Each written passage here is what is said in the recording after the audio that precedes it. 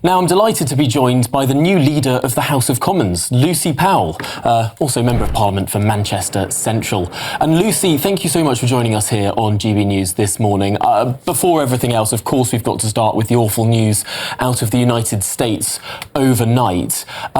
Just the most extraordinary assassination attempt, and a reminder of the fragility of peace and democratic politics in the Western world.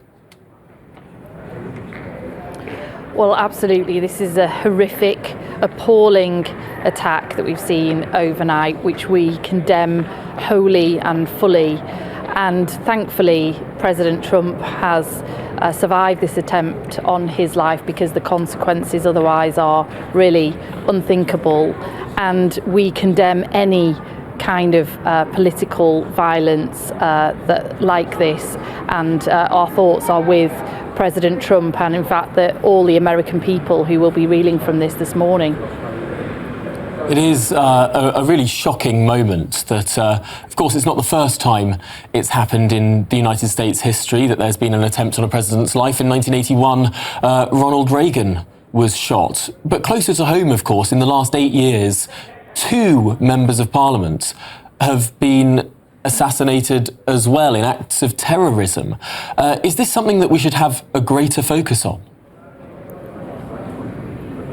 Well, indeed, we have seen the murder of 2 of my colleagues in recent years, and both of which incredibly sad, and led to a bigger and deeper conversation that we needed to have, and we'll need to continue to have as a country, about how we uphold our democracy and our democratic rights and our democratic institutions, free from fear and intimidation, harassment, or indeed violence or murder. And this is an issue that faces us all at the moment, and we've just had an election where we have seen some incidents of intimidation and harassment. Thankfully, no more serious incidents than that. But this is an issue which has been part of the conversation in Parliament, in the government, the previous government, and this new government as well. The Speaker has taken these issues incredibly seriously, and more security and attention has been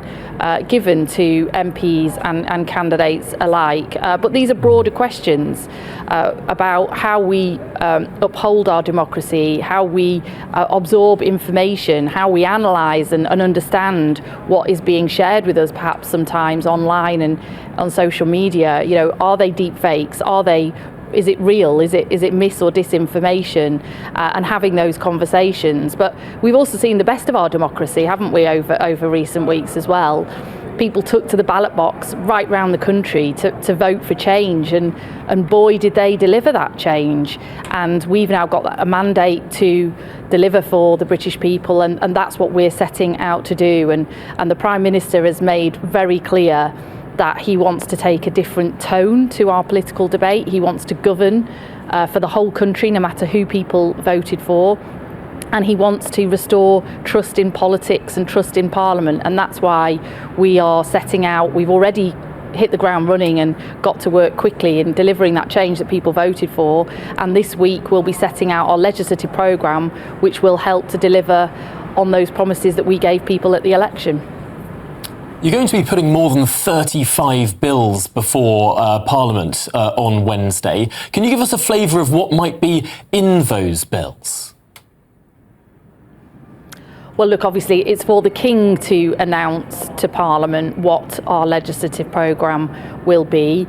It's His Majesty's speech to give in the state opening of Parliament. But what I can tell you is that it's an incredibly ambitious, big, packed, bold and fully costed programme, which we've been working really hard on for many months now, and the civil service team and others have really helped accelerate that over the last week that we've been in government. And I think by any standards, by any measure comparable to other incoming governments, this is a really ambitious programme, and we'll be delivering on those things that we said in the election that we would be doing, bringing more growth into the economy, tackling the housing crisis, ensuring we've got a clean energy and cheaper bills for people, better transport, getting growth in every part of the country, tackling those waiting lists in the NHS and recruiting more teachers. These are the things that we said we would be doing, and we're going to be doing those every day, and our legislative programme are going to be reflecting that. Now, there's been a bit of a concerted effort from the Chancellor, from Pat McFadden as well, from various of your cabinet colleagues, trying to talk up how bad the legacy of the last government was, how tough the inheritance of the new government is, saying even pretty unimaginably that it was worse than 2010. Do you really think the fiscal situation of this country today is worse than it was in 2010? Well, look, I think it's no surprise to anybody that the diagnosis of the state of the country at the moment is a bad one. We've been talking about it. People on the streets talk to us about how the country is broken, how waiting lists are at a record high, how the economic situation is incredibly difficult. Recruitment of teachers has been hugely strained, that our prisons have been full to the point of overcapacity.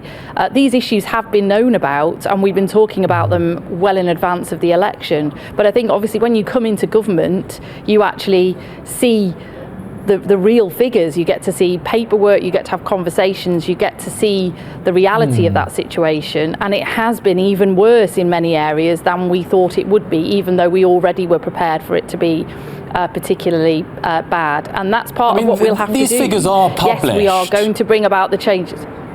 These figures are published by the Office for Budget Responsibility. They're available to the public. There aren't secret figures that are sort of hiding, that are only shown to the government. I've been looking at some of these figures, and it's quite extraordinary. In 2010, the deficit was 7% of GDP. Today, it's just 1.9%. 1.9%. That's far, far lower. In 2010, we'd suffered one of the deepest recessions of any country in the G7. In 2024, we're now projected by international analysis to be the fastest growing country in the G7 this year. And when it comes to unemployment, in 2010 it was 8%. Today it's just 4.4%. Of the major economic indicators, the country is in a far better position than it was 14 years ago.